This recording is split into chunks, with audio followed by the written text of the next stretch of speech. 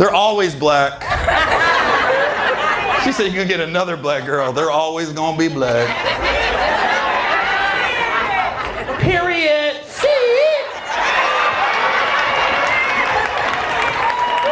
The pink booty hole brown, baby. Alright, what's going on, y'all? It's your guy 5100 CJ, aka the Pookie Hybrid. Let's jump right into it. So let's talk about this reaction video. Gary Owens being divorced, right? So he was married to a black woman. Black woman loved him because he was very infatuated with black women. Let's just say that. He gave a lot of praise to black women. He always talked about black women. He even pandered to black women in a disrespectful way, in my opinion, when he was talking about ski, you know, the whole ski thing. I'll try to add that clip in there. But he was married to this black woman, had 3 children, I believe. So let's go ahead and listen to what he had to say, and then I'll give my commentary. We're going to get up out of here real quick. All right. I read a quote where they said, when you go through a divorce, when your kids are younger, they idolize their dad. Then when the divorce happens, they demonize them. I know, and I think deep down my kids know. They know I was there when they was growing up. They know no matter what was going on in my life, they came first. And it's weird how everything was fine until the divorce happened. And then I became a deadbeat. I've talked about this before, and you know what I'm gonna call it? I'm gonna call it separation syndrome. And let's talk about it from a couple of different angles, right? Let's talk about it from the child's perspective first.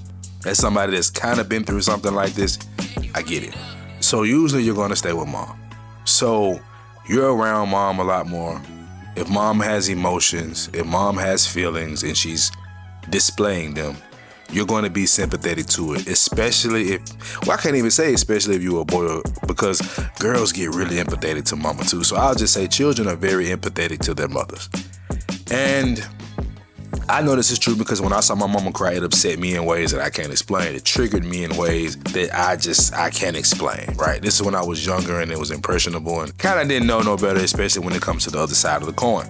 So seeing this whole situation happen, I thought was very interesting because, one, let's just pay attention to this. He's a white guy, you know what I mean? And that what gets pushed more than anything is that the black man is the deadbeat. So it's funny to hear a white guy talk about being referred to as a deadbeat. Like, deadbeat is like a word that is constantly used to black men. It's used to all quote unquote absentee fathers, but black men get a heavy dose of it, right? So it's very interesting to see him deal with it as a white man, but I guess he's an honorary black man like Bill Clinton, so pretend, you know, take that and do with that what you will. Now, number 2, let's look at it from mama's perspective. So in a lot of situations, especially if the man is wealthy, mama gets custody, mama gets alimony, mama gets child support. She gets a lot of support in this situation. The dad usually does not. And he's the one that get looked at because the children are with mama. He get looked at a certain way. He get looked at as not as involved or doesn't care as much, or especially if mother is telling the kids that he cheated and he did X, Y, and Z. It's definitely going to have the children look at him funny. But I notice that most men that get cheated on will never tell their daughters or sons that.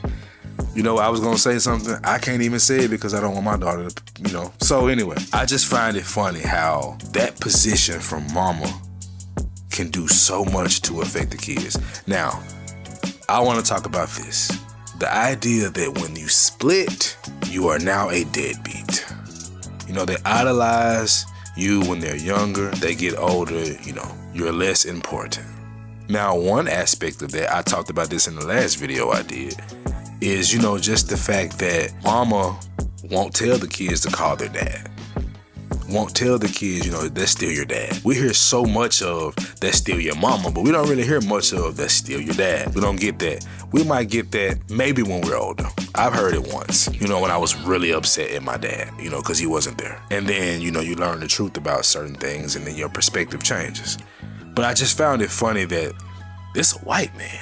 We keep saying this is just a black man thing. And, you know, we're all deadbeats and we don't love our children, and the majority of us ain't gonna do nothing for our kids. We just don't want to do nothing, and we're lazy, shiftless niggas. Now you got y'all favorite white boy. I'm gonna say this, because I ain't gonna spend too much time on this. I ain't really have much to say. But you know what's funny about this? it's gonna take, I believe, I've always said this, it's gonna take the white man in America to really make this hit, because they have the cachet. They're not going to be, black men are not going to be understood in the way that white men will. No. The deadbeat label has been too heavy on us as men. That's always riding our back like a witch riding a broom. We can never get away from that, no matter how much involvement we put towards our children. So, Mr. Gary Owens, I feel for you, brother. Do not mistake me as somebody that's trying to troll you, or because at the end of the day, you're another man that's going through what so many men go through, and they end up offing themselves or really wallowing in depression and falling down. And we got to just pick it up, get up, as they say.